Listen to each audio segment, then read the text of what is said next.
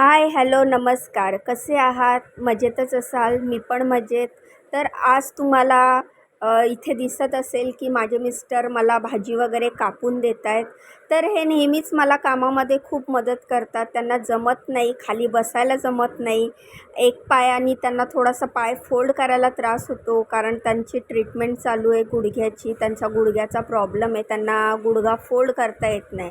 पण तरी त्यांना जमेल तसं ते मला थोडी थोडी मदत करतात. तर हा महाशिवरात्रीचा दुसरा दिवस आहे आणि माझी पुरणपोळीची वगैरे तयारी चालू आहे आणि ह्यातच आपली माझी स्टोरी याचे पार्ट्स चालू आहेत. तर माझी स्टोरी पार्ट 6 जर तुम्ही बघितलं असेल तर तुम्हाला माहितीच असेल ह्याच्या आधीची स्टोरी मी तुम्हाला काय आणि कोणती सांगितली. तर आज पार्ट 7मध्ये त्याच्याच पुढची माहिती, त्याच्याच पुढची स्टोरी मी तुम्हाला सांगणार आहे. मागच्या पार्ट 6मध्ये मी तुम्हाला माझ्या लग्नाचे हे फोटोग्राफ्स दाखवले. माझं लग्न कसं झालं, काय झालं ते सांगितलं. तर त्याबद्दल मला कमेंट आले. तर तुम्हीसुद्धा ते फोटो बघा आणि कमेंट करून सांगा. तर महाशिवरात्रीचा दुसरा दिवस आहे आणि उपवास सोडायचा, नैवेद्य दाखवायची सगळी तयारी सुरू आहे. मी पुरण, जसं की तुम्ही मागच्या व्हिडिओत बघितलं असेल, पुरण मी आदल्या दिवशीच म्हणजे महाशिवरात्रीच्या दिवशीच बनवलेलं.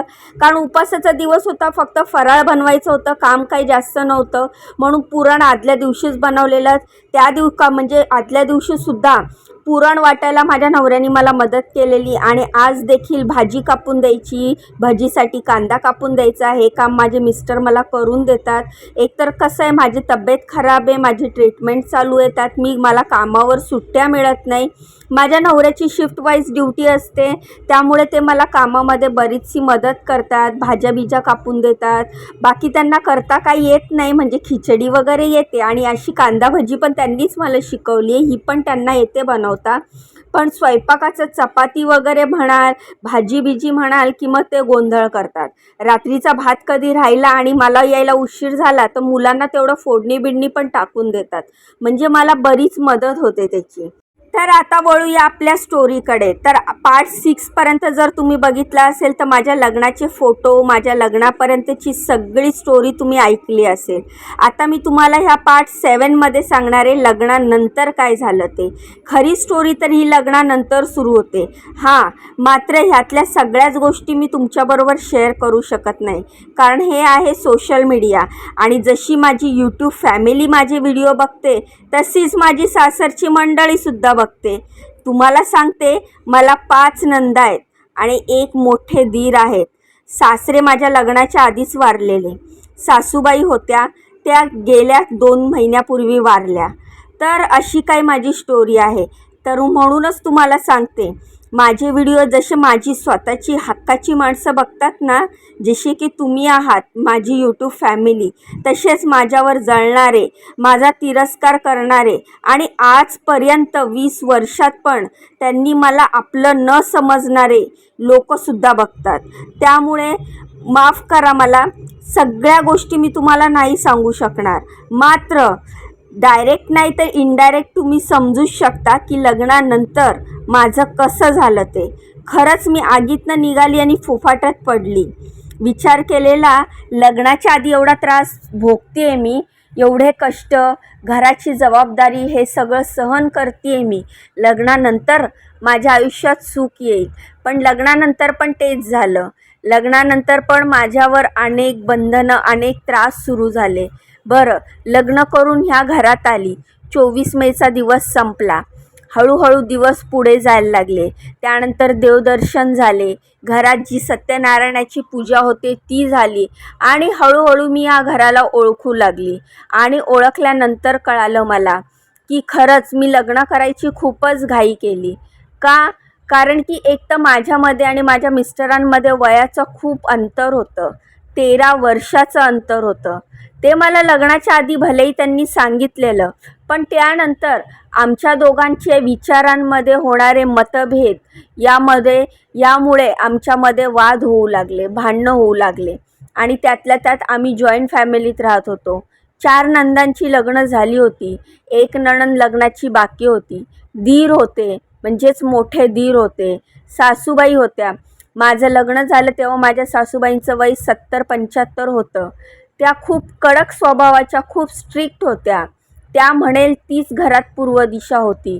भात करताना सुद्धा किती वाटी तांदूळ घ्यायचा आहे त्यांना विचारूनच करावं लागायचं. एवढ्या वर्ष मी बाहेर मार्केटिंगसाठी इकडे तिकडे हिंडून घर सांभाळलं, घरातली कामं केली, घर हँडल केलं, पैशांची वगैरे सगळी तरतूद केली. मात्र इकडे आल्यानंतर मला फारच अडकायला झालं. साडीतच राहायचं, साडीच नेसायची, डोक्यावर पदर पाहिजे.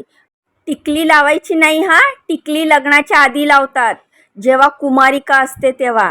लग्न झाल्याच्या नंतर कुंकू लावायचा, चांगला मोठा कुंकू लावायचा, भरपूर डोक्याला तेल लावायचा. एक केससुद्धा डोक्याच्या बाहेर म्हणजे कपाळावर आला नाही पाहिजे, अशा माझ्या सासूबाईंचं म्हणणं होतं.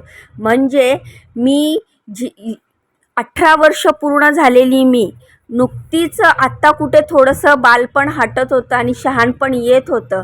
आणि त्यामध्ये सासरी आल्यावर ह्या म्हणजे उंबरट्याच्या आतच राहायचं, बाहेर जायचं नाही. बाहेर गेलं तर आपला भाजीपाला दळण बिळण तेच आणायला जायचं. म्हणजे एवढ्या कडक स्वभावाच्या होत्या.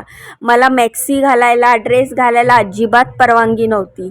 जोपर्यंत मी एकत्र राहत होती माझ्या सासूबाईंनी कधीच मला ड्रेस घालू दिला नाही, का मॅक्सीसुद्धा घालू दिली नाही. 24 तास मी साडीतच असायची. त्यामध्ये मला घरातलं आमचं घर खूप मोठं होतं. घरातली सगळी कामं, सगळी जबाबदारी मलाच पार पाडायला लागायची. पहाटे लवकर उठायचं. पहाटे उठल्यानंतर घर अंगण झाडायचं, अंगणात सडा मारायचा, रांगोळी काढायची, त्यानंतर अंघोळ, देवपूजा, घरातले कपडे बिपडे. जोपर्यंत मी एकत्र फॅमिलीत होती माझ्या सासूबाईंनी कधीच वॉशिंग मशीन घेतली नाही.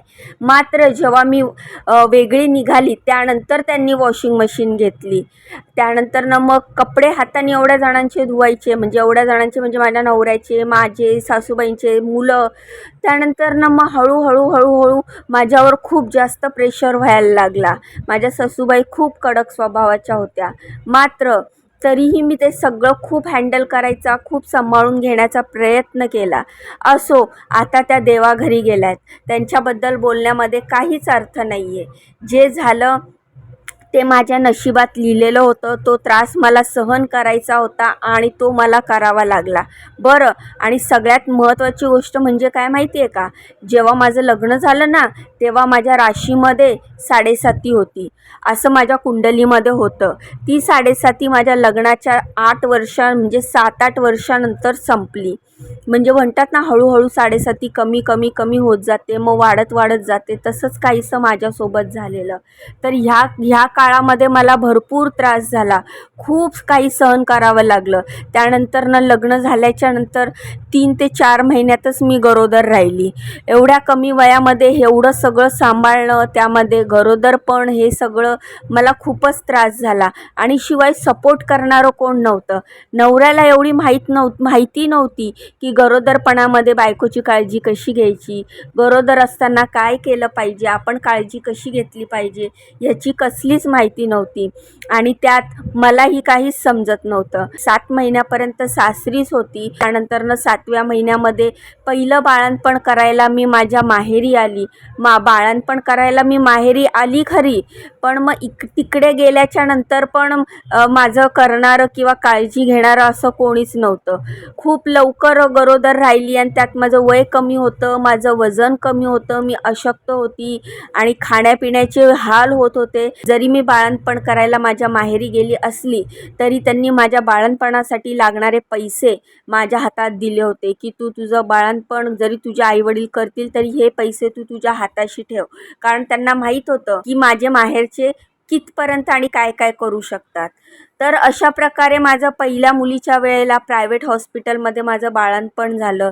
तोपर्यंत सासूबाई, म्हणजे माझं बाळंतपण झाल्याच्या नंतर माझ्या सासरचं मला कोणीही हॉस्पिटलमध्ये बघायला आलं नाही. त्यानंतर दुसऱ्या वेळेला पण जेव्हा मला मुलगा झाला तेव्हासुद्धा माझ्या हॉस्पिटलमध्ये मला कोणीही बघायला आलं नाही.